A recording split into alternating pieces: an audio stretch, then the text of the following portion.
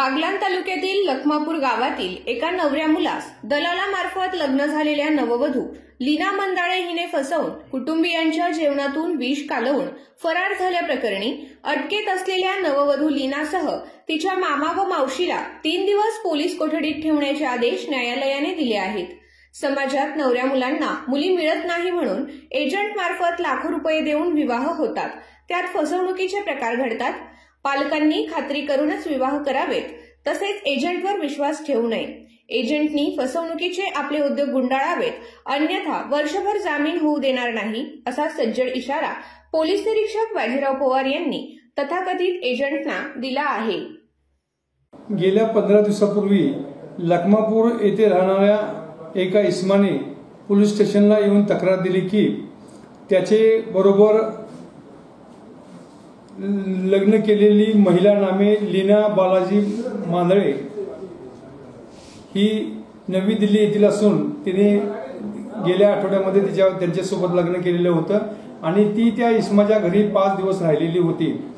5 दिवसानंतर अचानक एके दिवशी सकाळी उठल्यानंतर घरातील 5ही सदस्यांना उलट्या जुलाब होऊ लागले। त्यानंतर ते सर्वजण डॉक्टरकडे गेले। डॉक्टरांनी त्यांना सांगितले की त्यांच्याबरोबर विषबाधा झालेली आहे, म्हणून त्यांनी सविस्तर चौकशी केली तर घरामध्ये असलेली नववधू नावे लीना बालाजी मांदळे ही घरातून पळून गेल्याचे आढळून आले। त्याचबरोबर घरातील रोख रक्कम 50,000 रुपये आणि सोन्याचे दागिनेही गायब झालेले आहेत। म्हणून त्यांनी सटाणा पोलीस ठाणे येथे उपचार घेतल्यानंतर तक्रार दिली। आम्ही त्याबाबत फसवणुकीचा गुन्हा दाखल करून घेतला आणि त्या इसमाकडे लखमापूर येथील रहिवाशाकडे सखोल चौकशी केली असता त्यांनी सांगितले की नाशिक येथे राहणारा राजू जैन नावाच्या एजंटाने त्याचे लीना मांदळे या महिलेबरोबर आणि तिच्या सहकार्याबरोबर ओळख करून दिली आणि त्या महिलेला 2.5 लाख रुपये दिल्यानंतर ती विवाहाला तयार झाली। लखमापूर येथील जो इसम होता त्याचे लग्न ठरत नव्हते, त्यामुळे त्याने त्या गोष्टीस होकार दिला, पैशाची जमवाजमव केली आणि त्या लोकांना 2.5 लाख रुपये दिल्यानंतर त्या महिलेबरोबर विवाह झालेला होता। विवाहानंतर ती महिला लखमापूर तालुका सटाणा येथे राहण्यास आली होती। 4-5 दिवस राहिल्यानंतर तिनं हा प्रकार केलेला आहे। चौकशीत असंही आढळून आलं की त्या महिलेनं त्या घरातल्या लोकांना जेवण बनवत असताना जेवणामध्ये विष घातलं आणि त्यामुळे घरातल्या सगळ्या लोकांना त्रास होऊ लागला, म्हणून ते दुसऱ्या दिवशी उपचारासाठी हॉस्पिटलमध्ये गेले होते। अतिशय भयंकर असा प्रकार होता। किरकोळ स्वरूपामध्ये विषबाधा झाल्यामुळे त्यांच्या जीवावरचा जरी डोका टळला होता तरी ही अत्यंत गंभीर गोष्ट होती की कदाचित 5 लोकांचा जीव सुद्धा प्राण सुद्धा यामध्ये जाण्याची दाट शक्यता निर्माण झाली होती।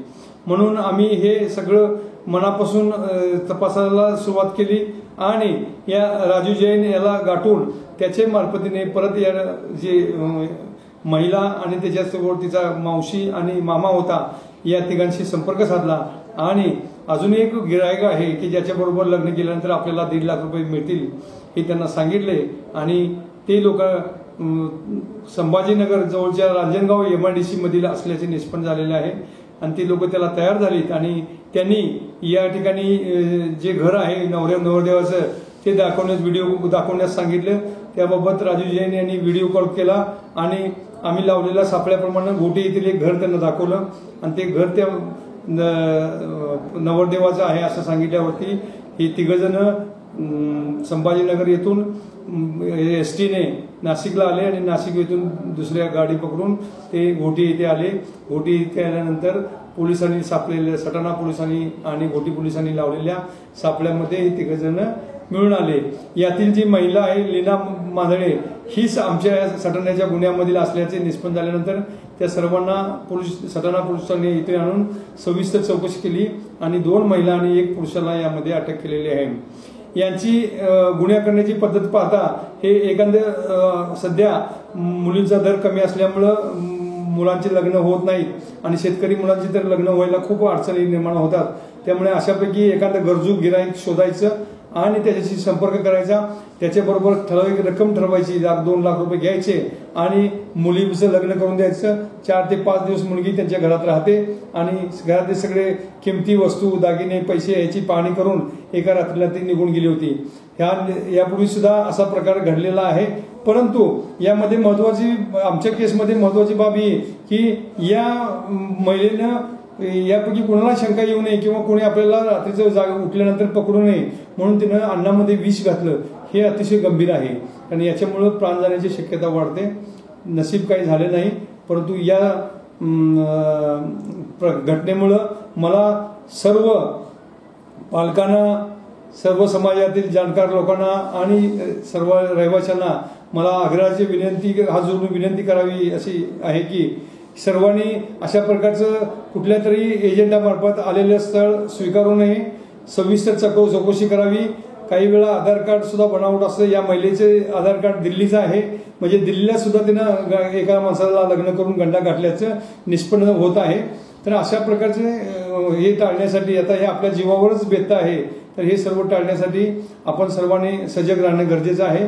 एजंट लोकांना माझी सक्त ताकीद आहे की जर अशा प्रकारच्या गुन्ह्यामध्ये कोण एजंट इन्व्हॉल्व झाल्याचा आढळला तर त्याला आम्ही तत्काळ अटक करण्यात येईल आणि कमीत कमी 1 वर्षभर तरी आम्ही जामीन होऊ देणार नाही, ही माझी त्यांना ताकीद आहे. आणि सगळे समाजातल्या लोकांनी खबरदारी घ्यावी. लग्नाच्या आमिषाला बळ पडून असा प्रकारचा कुठलाही आपल्या जीवावर बेतणारा प्रसंग होणार नाही याची खातिरदारी करावी. जय हिंद.